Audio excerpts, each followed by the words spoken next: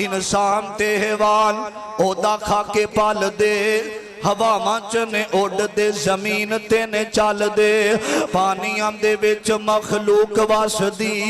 बिना हत्था पैरा मच्छी तेज नसदी कच्छू डड्डू केकड़े ओ नैरी वसदे पानी विच खेलदे ते पैरी नसदे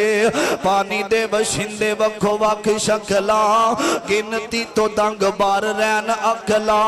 गोहा सप सानिया जमीन लब लई खुड्डां विच रैशी तस्क लब लई खुडा विच कमांदे कितों खांदे पींदे ने अल्लाह जाने किडे सुखा नाल जींदे ने। सुनो एक होर भी मिसाल सोनेओ दसा अल्लाह पाक दा कमाल सोनेओ लकड़ां च घुन ते सुयूक पलदी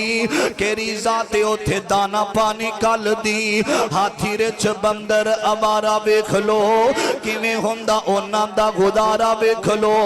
लोंबड़ा ते सियां नहीं जे पाइया कोठियां ओ भी यारो रज रज खांदे रोटियां।